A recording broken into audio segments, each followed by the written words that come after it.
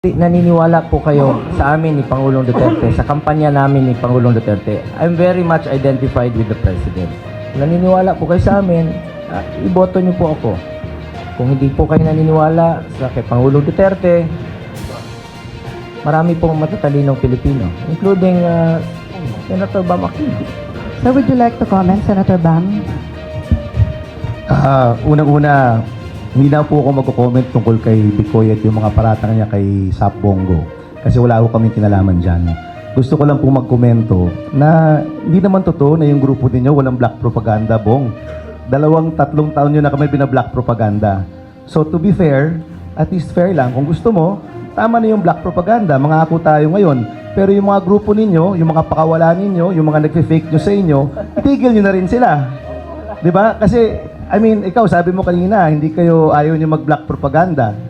Hindi naman totoo 'yun. Alam niyo, kami nangangampanya kami ng malinis. Matagal ko nang sinasabi sa inahamon at the first day of campaign, sabi ko, mangampanya tayo ng malinis.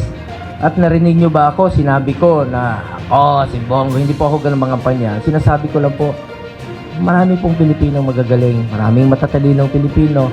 Piliin niyo po sa tingin niyo kung sino makapagserbisyo sa kapwa Pilipino. Ako po, Pero I agree. I agree.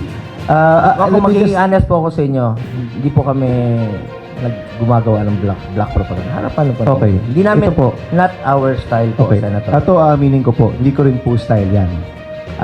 And sana nga po, itong eleksyon natin, ang pagpilian po natin, yung plataforma, yung mga tao talagang tutulong at magmamalasakit sa tao. Pati yung pantalon, pati yung pantalon. Pati yung pantalon. Bakit, boy?